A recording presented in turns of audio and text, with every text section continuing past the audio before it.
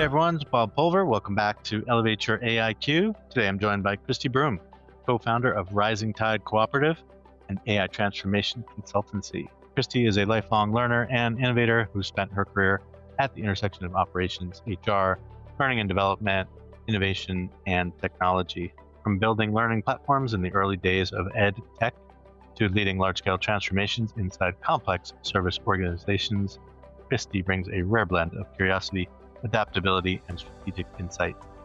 Like me, Kristi has had a nonlinear career path, and we talk about what it means to be a generalist in a world of growing specialization. She also shares how she's navigated a career shaped by both structure and reinvention, and why helping people grow has always been at the center of her work. This conversation is rich with sage advice about change, leadership, and the kinds of systems that help people and businesses truly evolve. Thanks for listening. Let's go talk to Kristi. Welcome back to another episode of Elevate Your AIQ. I am your host, Bob Pulver. With me today, I have the pleasure of speaking with Kristi Broom. How are you doing today, Kristi? I'm doing well, Bob. How are you? I'm doing great. I'm really looking forward to this conversation. You've been doing really exciting work and definitely see areas of collaboration for us in the future. So Yeah. let's jump in. I want to hear about your excellent and varied background, traversing different industries, a lot of different roles and leadership. And I want to hear about some of the work that you're doing now. So I'll let you do a proper introduction and hear about your background. Awesome. Well, it is exciting to be with you here today as well. And yes, I've got a strong generalist career is what I call it. So with a couple of common threads through it. So the story started actually as I graduated with a major in history and knew I didn't want to teach history. And I also didn't want to go to grad school right away. And those were at the time kind of the two options. So most people with history majors did one of the two, or went to law school, which was the original intent of my major choice. But I knew I didn't want to do that either. So anyway, I went looking for a job and I found one, and it was more the person I worked for than the job that I found. But the domain kind of has been a thread that has stuck through my career. So I found a job working in the education department of a nonprofit doing debt collection. And education has been kind of the common thread throughout the rest of my career, one of the common threads throughout the rest of my career. But again, it was really the person I worked for. And when she left that organization, I followed her and worked also in corporate learning and development for a company that ended up being acquired by Citi. So the large global bank, Fortune 5 company, global bank. And had a lot of really great years there in various roles, all of them in the learning and development department. But towards the end of my tenure there, I had this little venture into technology and innovation. And that really was kind of a major sort of curve in the road in my career that then drove me to work for a large healthcare organization managing their LMS, eventually leading an innovation team for them, and then finding Degreed, which Degreed is an EdTech SaaS provider, huge company now. I started when they were still scaling, still growing. And I spent some time working with customers and then working in product, also doing innovation. But when I left there, it was an opportunity for me to figure out what is it that I really want to do and what are the common threads, the common skills that really bring me joy. And so helping people grow and develop is certainly one of them. I apply that in client work, helping them with their customers as they scale. But I'm really excited to apply it in the new venture that I've got going, which is Rising Tide Cooperative, which is a consultancy working at the intersection of AI and humans to help organizations figure out how they work together so that they can effectively grow their organizations into this future that we are seeing where AI is definitely a part of it. For sure. Yeah. No, really exciting. A lot of parallels from our earlier work, just in terms of like not on the education and learning development side per se, but certainly understanding, how people embrace and adopt technology, how organizations transform as a result, and driving innovation within a company is no easy feat. So, if you've got the right support, obviously that's a huge help, but you really need, the catalysts and the people throughout the organization who really sort of embrace a sort of different mindset, hopefully slightly different metrics than are typically, tracked through typical, business operations and reporting. And so absolutely these days it's how do we, AI is more than just a technology, right? It's sort of being woven into the fabric of our operating systems of how we work.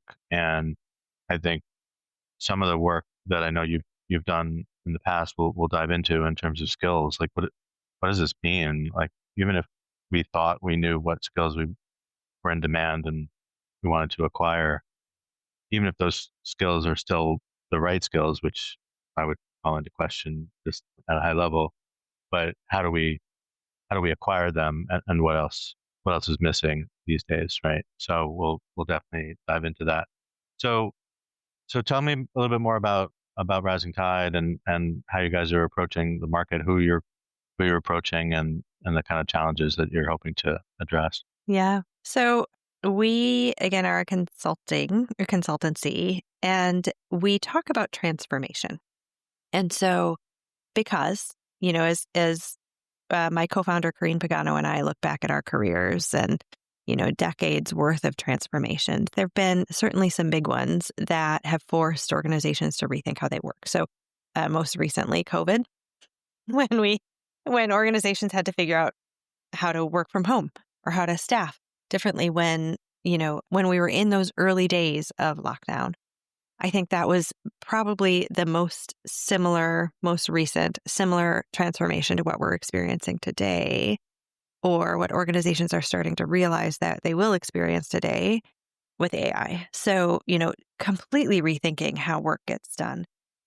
So, transformation at its core is kind of how we think about Rising Tide. So, Rising Tide in its name is a nod to the adage, a rising tide lifts all boats. And so we're really thinking about that and transformation being at the core of what we do. And our specific focus in Rising Tide is helping organizations understand that interaction between humans and AI. So without a doubt, roles will change. And without a doubt, roles will go away. Those, I think, are things that we can be certain of. What we are trying to help organizations consider is how they do those things in the right way. So how do they look at AI and automation and optimization in the right way? How do they look at humans and the skills that they will need going forward, and make sure that they are preserving the human capability within their organization? And then as they make changes to roles and potentially eliminate roles, it's with an understanding of what they truly need and the people and the skills who can truly fill those seats. And so, I think about my own generalist career, right? I moved between roles because of transferable skills. And so if you look at, my job titles alone, they're varied. I worked in product, I worked in customer service, I worked in learning and development, both as, like a facilitator, like a truly people, and like a LMS administrator. So, like the variety of titles that I've had is because I've used transferable skills to move effectively between roles. And that's the type of consulting that we are providing to organizations, is to help them see where people can transfer because their skills are so valuable to the organization. And so even though their job title, the role that they have played in the past might change so significantly that it may go away, the person themselves, if they carry value for the organization going forward, should stay. We just need to transfer them. And I think for organizations that haven't had to go through that kind of change, that haven't had to look at people's skills and line it up to work, this is a big shift. And so, I think we're seeing organizations start to make rash decisions like laying off an entire function. And we don't want to see that, because I think that is going to cause kind of, again, the widespread panic that we can remember from, March of 2020 when the world shut down, right? Like, how are we going to rapidly have to make these decisions? The good news is we don't have to rapidly make decisions with AI. We can be more thoughtful. I certainly appreciate everything that you're trying to do, and also recognize just the position that leaders are in today with, juggling all these priorities and trying to balance, the business commitments and the direction of senior leaders or the market with maintaining that sort of human centricity, understanding the human potential of all the folk, not just of the market in general, and doing a better job finding the right talent if you do go externally, but really having a much better understanding of, who's here already, what assets do I already have at my disposal, who have the institutional knowledge, they have the relationships, they have the sort of organizational capital to help me, execute on things. And if I don't do a thorough sort of skills inventory, and I don't have a culture where we do try to identify, what those skills are, not necessarily focusing where the gaps are to provide the learning and upskilling, which of course is important, but do I even know what my people are capable of? Looking at, like, you and I as examples of these generalists who have had very, varied titles and worked in a lot of different domains across different organizations, big and small, and how do you interpret that and then plot it as part of your strategic workforce planning, if you're even doing thinking that big and bold. But what sort of chess pieces do I have before I go out and start fishing, for somebody new? So that's particularly sensitive to me because it was 2020 when I was driving, some of those initiatives, and ironically was let go in the process.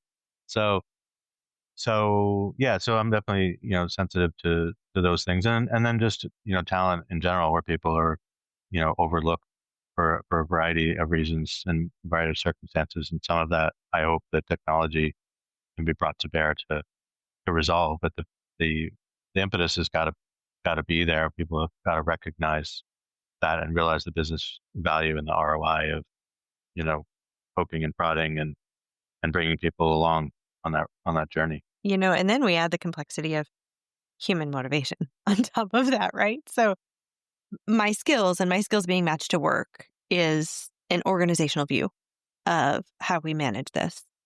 My human career motivations and desires and where I am in life may not match that, right? And so it adds a layer of complexity on top of that is, you may think that I am going to be a perfect match for this new role in the organization based on my skills. But if that's not where I want my career to go, I'm likely to leave anyway, right? So there's this whole like, what do we need? What do they want? How do we match all of that? How do we? And so again, the transformation, the effort is pretty significant if organizations are going to do this right. And I think, there are certainly lots of conversations happening. We really want to help organizations have the right conversations. We want to be there to help them be realistic about a plan, both in terms of timeline, priority, how they adjust as things change. And so they're able to make it through to the other side, whatever that looks like, at least kind of the next stage on the journey. Yeah, for sure. So I wanted to put this in the context of human centricity, which I know you think a lot about.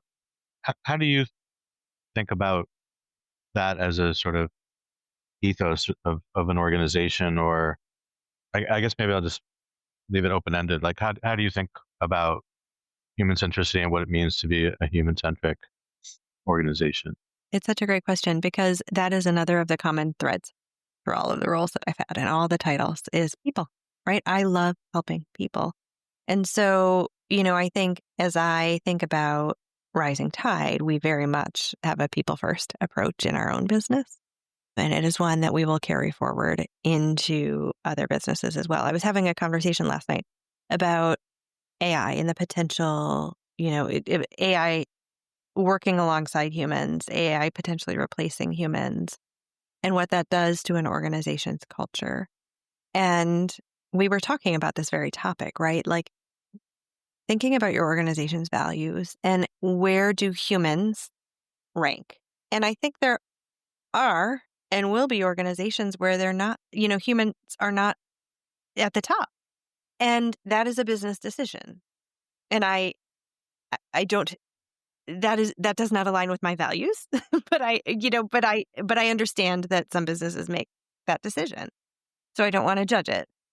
But I think that needs to be a strategic business decision. I think particularly for organizations that maybe haven't gone through massive restructuring, haven't gone through layoffs, the human centric focus needs to be so central to the decisions that they're making, because you and I have both experienced layoffs, Bob, and you know, as I do, that, whichever side of the table you are on, whether you are no longer with the org or whether you were with the org, there's a human impact.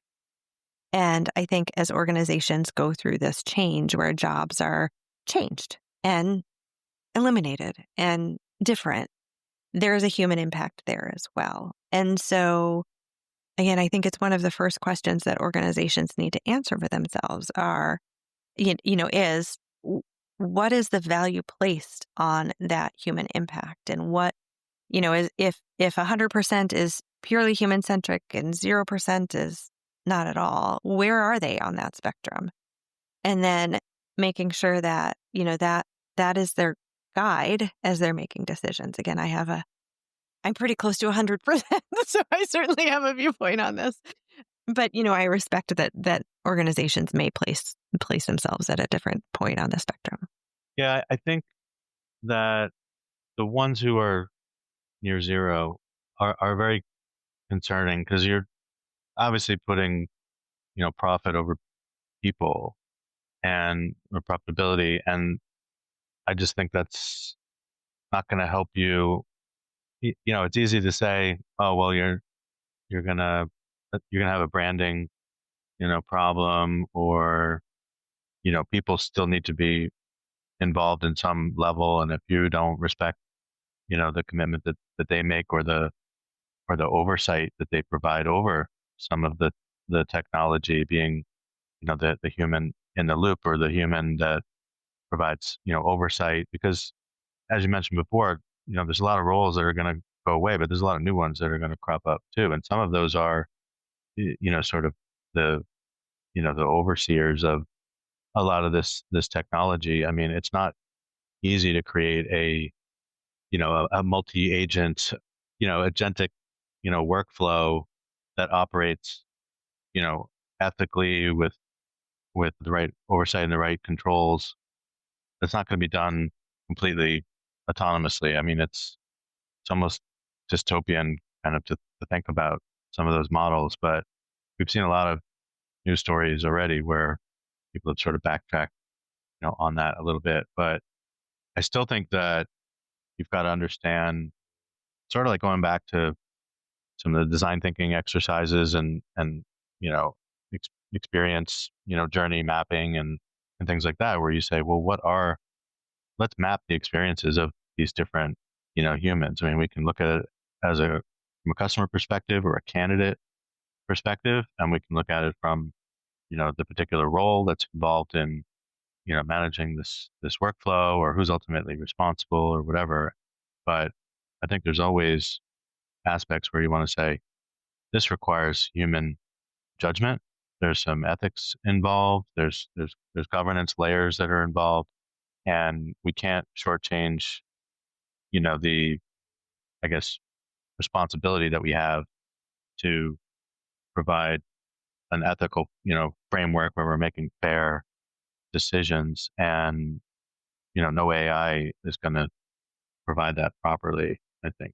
So there's a lot to think about. And then I think about everything that, like, DEI, represents. Are people treated, fairly? Are they getting a fair shot at, job opportunities, or are they getting, pay equity? I mean, everything throughout the talent life cycle needs to be sort of scrutinized to say, this is appropriate.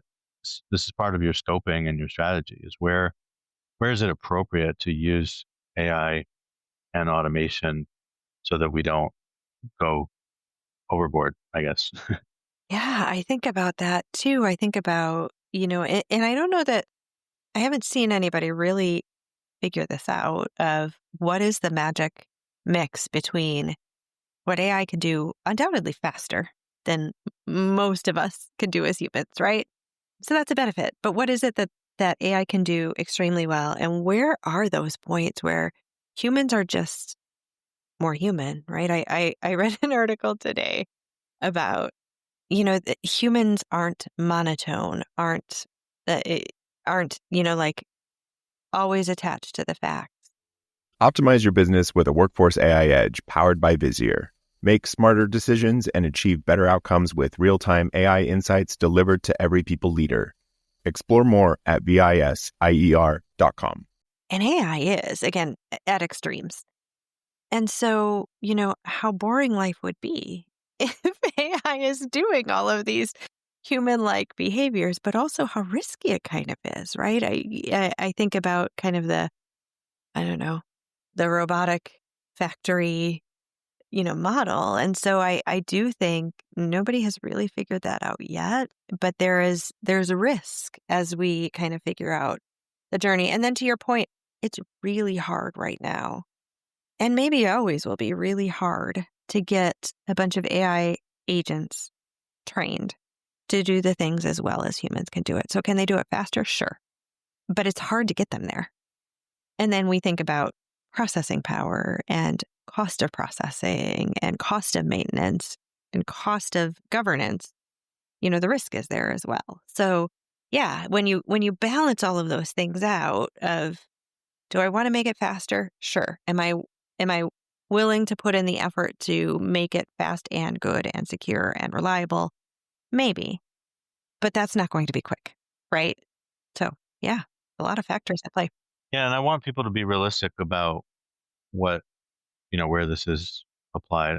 I guess, first of all, from an AI literacy and readiness standpoint, you need to appreciate, and part of this is the organization's, responsibility, but certainly you can take, ownership of this yourself as a just a human worker who's got, aspirations of their own, and maybe you really like your job. There's certain things that you don't like or that you hope can be automated. But it doesn't mean you don't want to be involved and be part of that evolution of your role and your domain. But I think I want people to realize that sometimes we're applying technology. First of all, we're doing it to help you. We're doing it for you, not to you, is one way to think about it, if it's done right, right? So anywhere we get nervous when AI tries to act like a human, but we also need to realize that there's a lot of things that we do that are somewhat robotic and routine. And you don't, if you want to do those things yourself because you just, it doesn't have like the mental, strain. You don't have to do a lot of, critical thinking about it or whatever. That's your prerogative, but you should know that, things are evolving and that those things may not align. So that's just one trigger that you may say, maybe I do need to think about like what else I want to do, or could I do this at another organization who's not putting so much effort into their AI, transformation and eliminating, human roles. But we have to we have to evolve, all of us, and AI is coming at various, speeds and trajectories for different roles in different industries. But this is just part of the evolution of this, human and technology kind of relationship. And so, I mean, this kind of gets into where I start talking a lot about like responsible AI, which is obviously related to human centric AI, but more about like the governance and the more structural, pieces that we need to see in place, right? So you and I are both innovation, advocates, and but that doesn't mean we don't care about responsibility. It's not like, move fast and break things, is an ongoing, mantra. I mean, you've got to move fast, but you can do it. You could do it in a responsible way. We just need the foundation there. We kind of went through this with data privacy and with cybersecurity. I mean, I think this is just another sort of layer that we need to embed. And once that's there, I think we can move fast without breaking a lot of things. Yeah, at least not the really critical security, privacy things. We'll break other things. I mean, I Right. think it's particularly relevant these days. Like, my LinkedIn, I don't know about your LinkedIn feed, but it's now like all filled with between my email inbox and my LinkedIn feed. It's a lot of, hey, look at this shiny object I made, or, try these 10 prompts, or like whatever. I mean, sometimes I'll request whatever they built because I'm like generally curious about what it is. But I bet if I put it through like one of my, auditing tools for like fairness or bias, or, have these tools been thoroughly, evaluated, I'm guessing a lot of them would not fare well with that kind of scrutiny. So, but the average person doesn't know. It's just, we're just throwing more shiny objects at people, and now they feel even more fear about, falling behind. But at the same time, they're sort of, deer in headlights because they don't know. I know I need to keep up, but I don't even know which direction to start running. Right. Yeah, I think the fear of being left behind is real, and I think it's scary, right? Again, if I think about the innovation cycle from, oh gosh, who did you ever read that book? Anyway, the innovation cycle, and I can't recall the name of the book, but the life cycle of, the early adopters, blah, blah, blah, laggards, that one. Interestingly, the person who came up with it studied farming in Iowa and the life cycle of farming in Iowa. That's how he came up with that cycle. Anyway, laggards. I think the concept of laggards will be around with AI as well. I think, to your point, informed laggards, right? Like, I know AI is here, but I'm choosing not to adopt yet because I don't want to go chasing shiny objects. That's actually probably a little bit less scary than the fear of missing out, people who are going and chasing. Because I think that's where I do cringe a little bit in terms of security and privacy, not to mention, to your point, fairness and ethics and bias that are also very real. I have conversations with people who are like, yeah, I just uploaded this to ChatGPT to analyze it. I'm like, oh, what was on your upload? Right? I mean, that's where my heart starts to beat like, oh boy, what just went into that model? Right. And I think that's the shiny object chasers, because they haven't necessarily been informed that there is risk there. There's some security potential there, some security issues. So yeah, I think the AI literacy becomes so important in all of these dimensions, right? Yes, there is speed, and yes, there is efficiency, but balancing that against, how do we maintain security and privacy for all of us? Because if I am uploading something and I don't know what's on it, somebody else could be doing that with my information, right? And I wouldn't like that. So, we all need to think about it. Yeah. And I wonder how many enterprises, be curious to know, like, as you talk to your clients and prospects, like how many of them think about like the foundational sort of model themselves, right? Are they building, part of it is a build versus buy, but even if you're going to buy, who are you trusting? What's on your checklist in terms of like, questions that you ask, different vendors, if you even do that, right? Like, what is driving your purchasing, decisions, your procurement decisions when it comes to AI platforms? Are you maybe you're in a regulated industry and you have no choice but to get, private instances, whether you build that or somebody sets you up with an enterprise account for OpenAI or whatever. But I hope that people are taking those things quite seriously, because as soon as people have access, they're going to start doing exactly what you just described, which is just start uploading, data. Maybe it's, personally identifiable information. Maybe it's performance management data. Maybe, there's all kinds of data across the talent lifecycle and throughout the business where people are going to be like, well, I've got a particular, scenario that I need help with. I'm working with I'm trying to help my boss with something or whatever. I mean, the more you go up the sort of food chain within an organization, potential is even that there's even more sensitive data.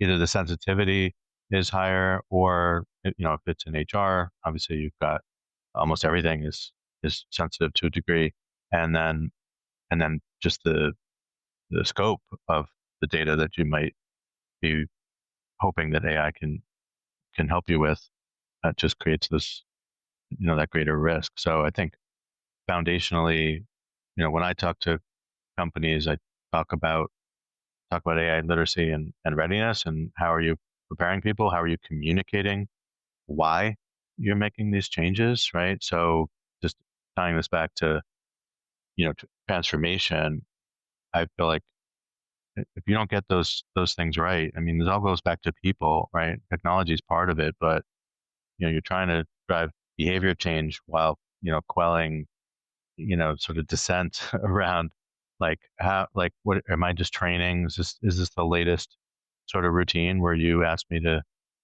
codify my knowledge and, capture everything that I know, and now it's just you've got a digital twin of me, and now my value as a human starts to degrade. Like, there's so many questions that people and concerns, legitimate concerns that people have, and I just think I guess I've said, at least for the last year on this show, and probably way before it, like, this transformation that's driven by AI is much more complex and impactful than any prior transformation you may have gone through. And if you think just using the old playbook, which didn't have a great track record to begin with, if you think that's going to work now, you are in for a very rude awakening. Yeah, 100%, 100%. Yeah, this is not going to be easy. It's not going to be quick. Because again, unless you're able to devise a company that has no humans, can't imagine. Humans resist change. I mean, that's just part of our being, right? And this is a huge change. And then the trust issues. I do think about, like, when organizational social networking came into play. So I was at Citi at the time, and was working on the introduction of the first organizational social platform. And it was cool and amazing and hard, because 200,000 people were not ever going to, interact on that platform. So we ended up doing some pilots and getting success and all the things that you do, right? When you're trying to make a major behavior shift, but then recognizing that we were never going to get to 100%. It wasn't actually the goal.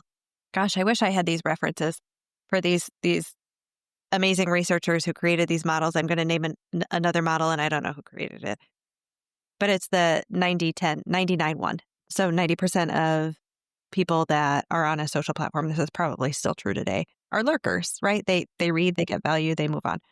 9% will do a light interaction. So in today's world, that's like a thumbs up or a like.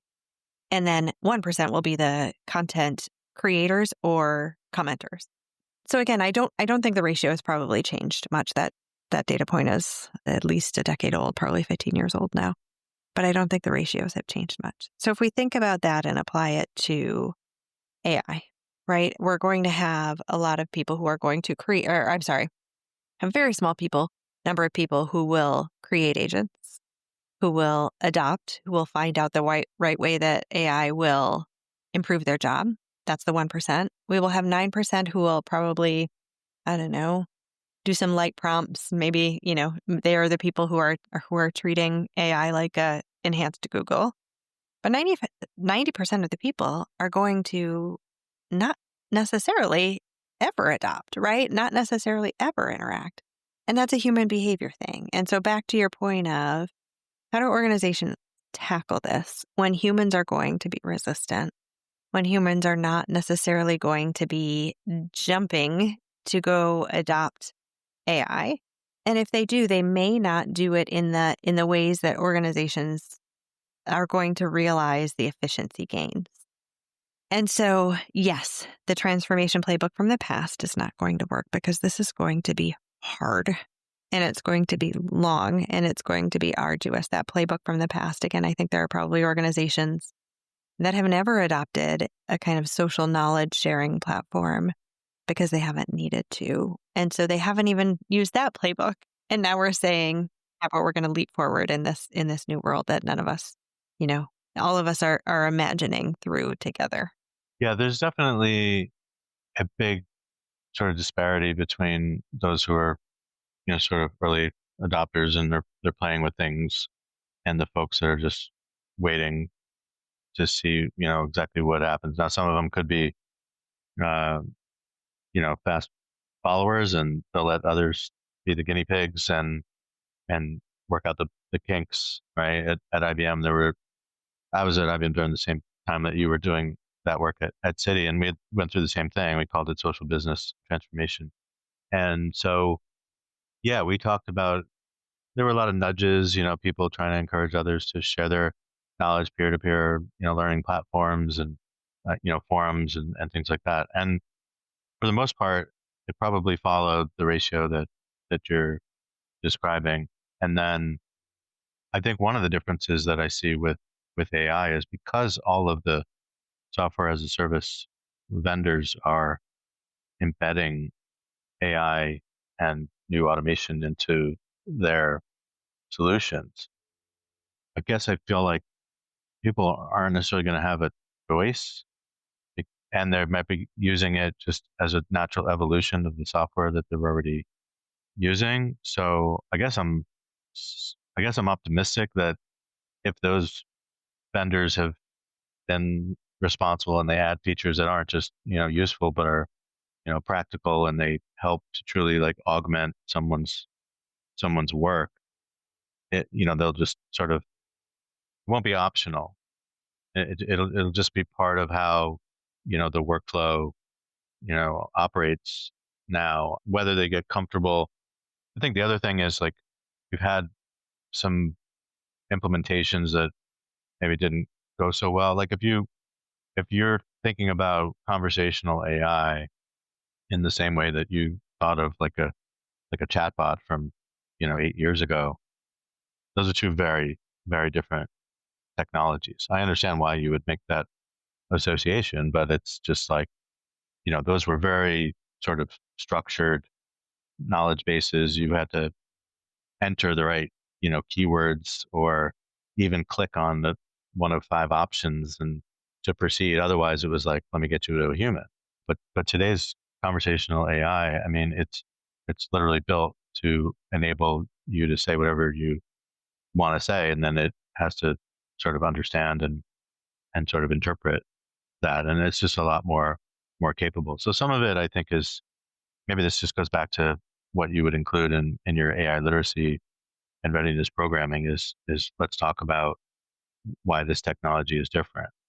But I would still argue people are going to be justifiably concerned with what they're using it for, what they're entering it, where is this data going, where did this data that you're feeding me, I ask you a question and you're giving me this information, where did you even get it from? Like, most people, when they enter something into Google, they'll either take it at face value, or they can at least see where it's sourcing its material from. So I think that goes back to responsible AI and having the sort of explainability of what it's doing, what it's thinking, and understanding that we've got, trusted sources of data behind the scenes helping it make these decisions. So I don't know. I think there's a lot at play, but I do agree there's, in terms of who's going to create with AI, right? Who's going to not just help you execute your task, but like create new, agents to help you and others, and, new assistants and things like that. I think that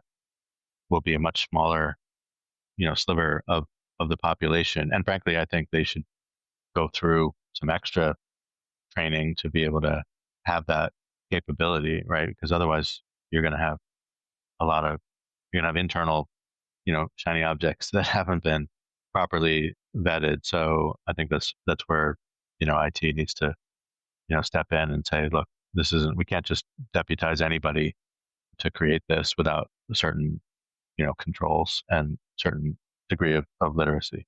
Yeah, I agree. Yeah, and it's an excellent point about the pervasiveness of AI in the tools that we use.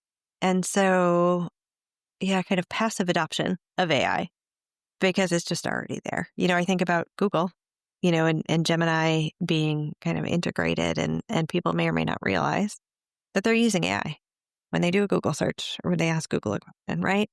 And so that passive adoption being very high. But you're right, as we think about moving up the scale and the complexity, making sure that as we are creating agents, as we are, more actively integrating AI into what we're doing as organizations, that's where the governance, the policy, the training, right? The deliberate decisions need to be made, need to be considered because the stakes are higher.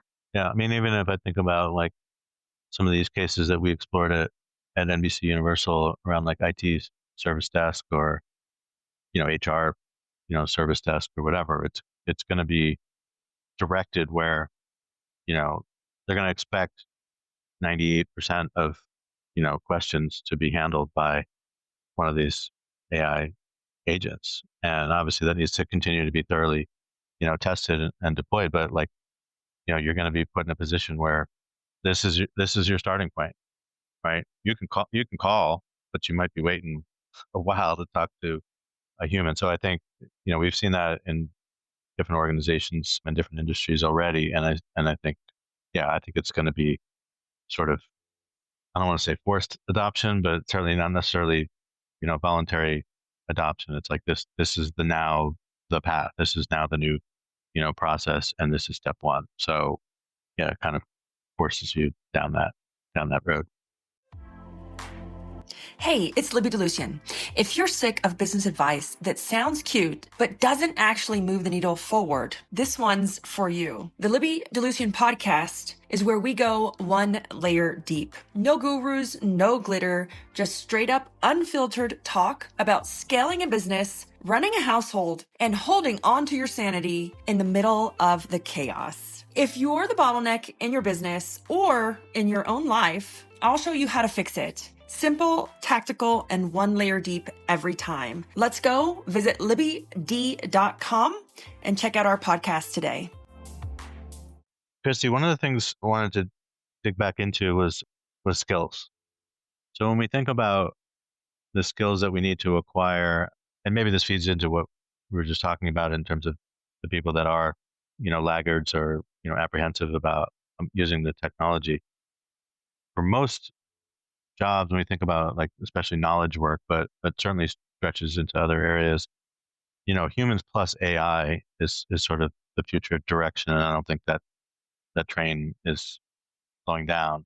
So you still have to think about not keeping up like I want to be a builder and I want to build my own agents and my own workflows or whatever, but more just like I want to be as effective as I can be in my job. My teammates are using it, and now I got to keep up. So there is a little bit of a, keeping up with my peers and making sure that I still can be as effective, not just as efficient, but as effective as I can be in my career, or use AI to help me, sort of plot a new, path. So I think part of that will drive some of the individual, behavior change. But in terms of skills, I think people, just as they're scrambling to figure out what tools do I need to get comfortable with, what skills do I need to develop, I think people need to take a hard look at what they're good at, what those transferable, skills are, but what are their innately human, what I would argue are the more durable, skills, and then how do you chart your path knowing that these are the human skills that I need to develop, and some of those might be AI literacy, but it's not some of the technical skills, some of the hard skills that people have maybe focused on in the past. So how do you think about that? I know you've done a lot of work around skills intelligence and skills-based hiring and things like that. I think we think of it in three buckets, right? There are the durable or more human skills, soft skills, power skills. People have all sorts of words for them, but leadership will always exist. Communication will always exist. So those durable skills. Then there are the technical skills that, there are those some of them are durable, some of them are not, right? So kind of systems thinking is a durable technical skill. Coding in a particular language is not, right? That is variable. And then there's kind of the urgent, or I have one thought leader calls them hot skills, right? Like those are they're probably going to evaporate in 5 years, but they're really, really important right now. So prompt engineering is probably one of those skills, right? Like in 5 years, we're not going to be talking about prompt engineering. One, because it'll probably evolve. But two, it's just not going to be important anymore. We'll talk about something else. And so I think understanding someone's skills in those buckets is going to be important.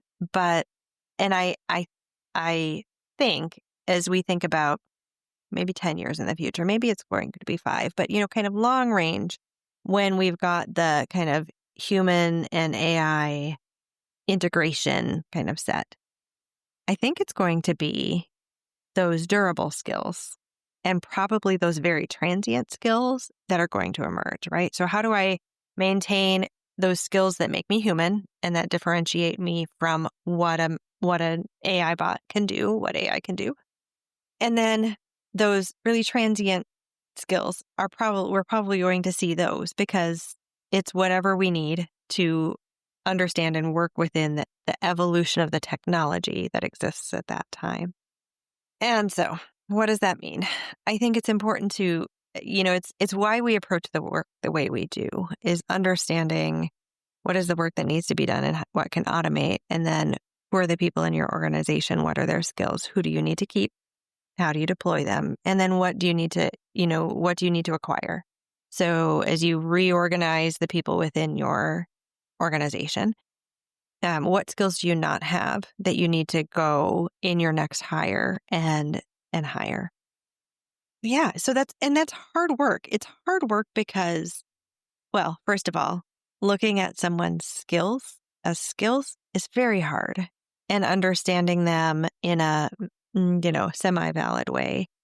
And we could have a whole other conversation on skills and competencies and capabilities. And my personal opinion is I don't really care. I tend to call them skills, but I don't really care. I know there are lots of people who care deeply, and I value their opinions there. But I think for me, the distinction is not as important because I care most about what is it that a person is able to do over and over and over again, right? Whether I take them in this context today or I put them in another context tomorrow, or I know that they're going to be able to accomplish the thing that I need them to accomplish.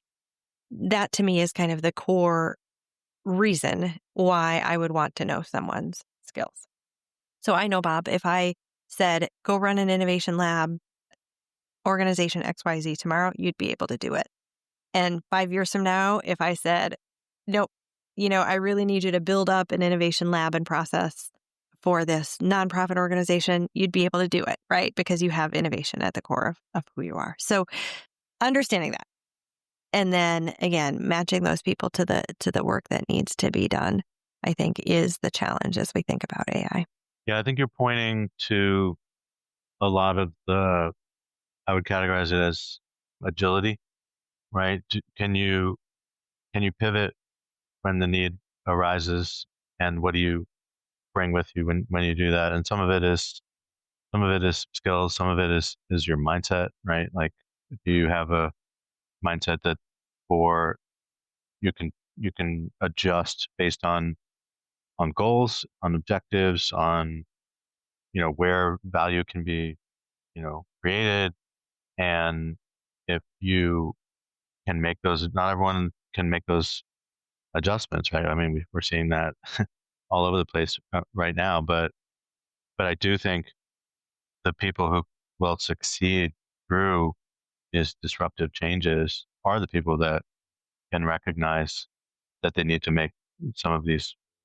Some of them are sort of micro adjustments, and some of them are maybe a little bit bigger, but you've got to sort of anticipate where things are moving, and pay attention to what's going on around you. I know even that is a challenge, right? Because we're just overwhelmed with, headlines and, scary, scenarios, and people who over automated things, or, put too much AI into something. And, it backfired, or there's an ethical piece that arises. And so some of the headlines are pretty scary, but I always encourage people to pay attention to what's going on in your industry, pay attention to what's going on in your organization, and try to put that systems thinking hat on, which is not easy for everyone, and play out some of these scenarios and make sure you're positioning yourself of where you want to be. And some of that is that adaptive sort of mindset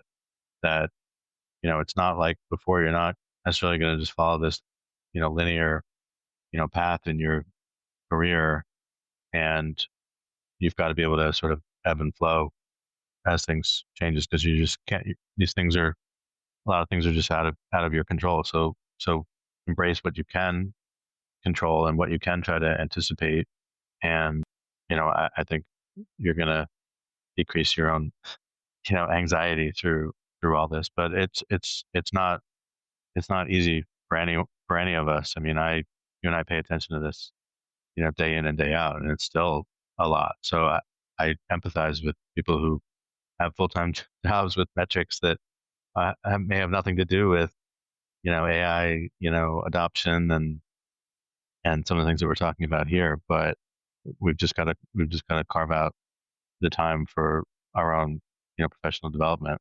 Yeah, for sure. Is there any?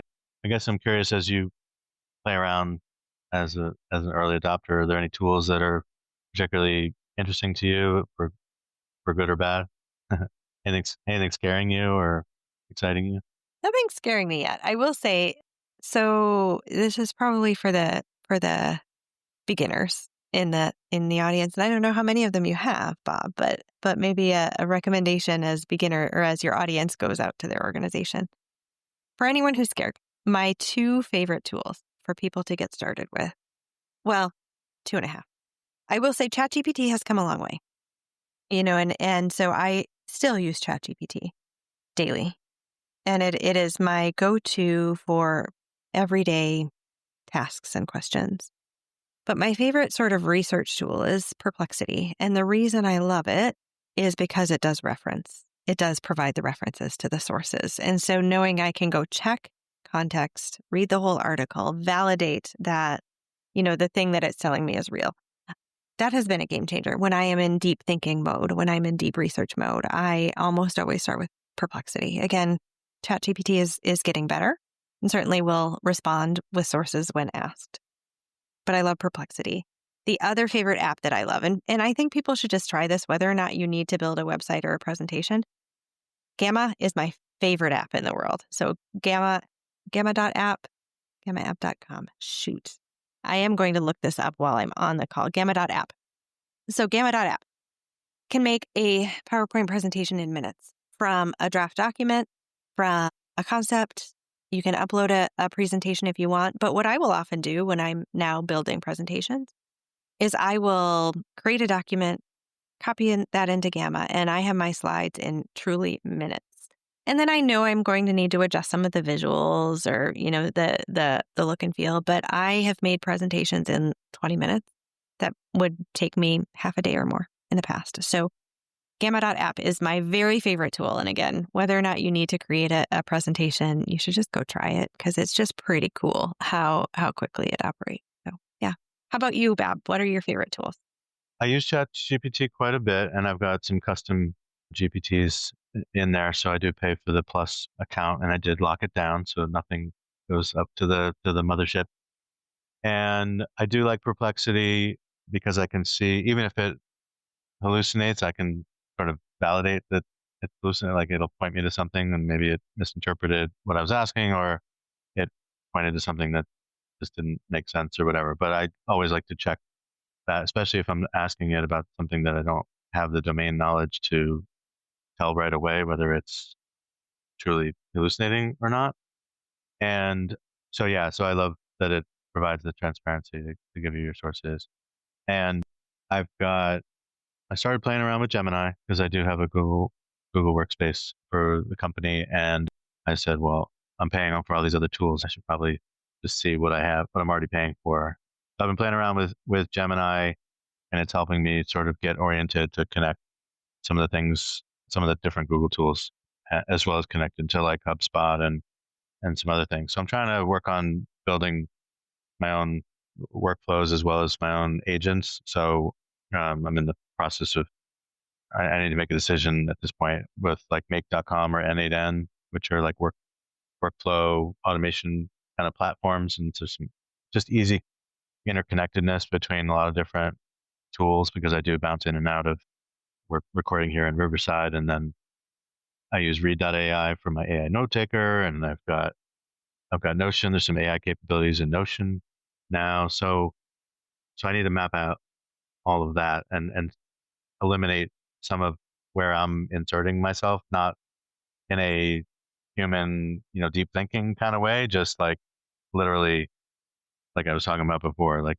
robotic actions. I'm copying and pasting. I'm clicking a thing that says send this read.ai transcript into Notion, so it's all captured centrally or whatever. Like all those little things. Like I shouldn't have to go in and do all that and remember all the steps and whatever, because there's too much opportunity for things to fall through the cracks and what have you. So I'm trying to streamline a lot of that. But yeah, some of those core ones, I really like Claude.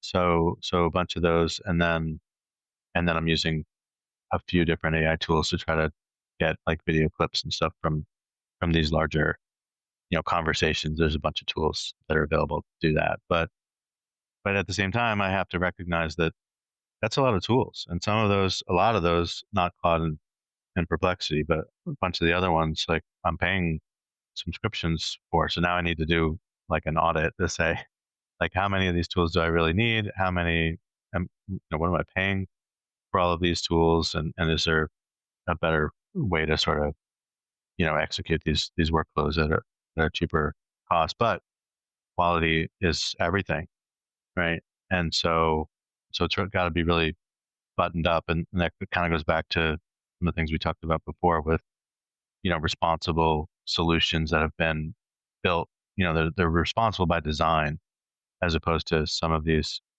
shiny objects where they haven't been, thoroughly tested, or they're hallucinating, or they're doing, there's unexpected behavior. And when you're doing, customer outreach, as you know, that could be disastrous if something goes wrong. So be careful, reach out if I can help people find, what are the trusted solutions, who are the trusted experts to teach you how to build these things responsibly. And so, yeah, so we've got to move forward, but we've got to do it in a constructive and responsible way. Yeah. So anything else that we didn't cover, Kristi, that you wanted to mention? So find us at risingtidecooperative.com. And, I think in your listener population, if you are, or somebody who is stuck with this big question of, what do I do with AI in my organization? And again, especially at that intersection of AI and people, we're here to help.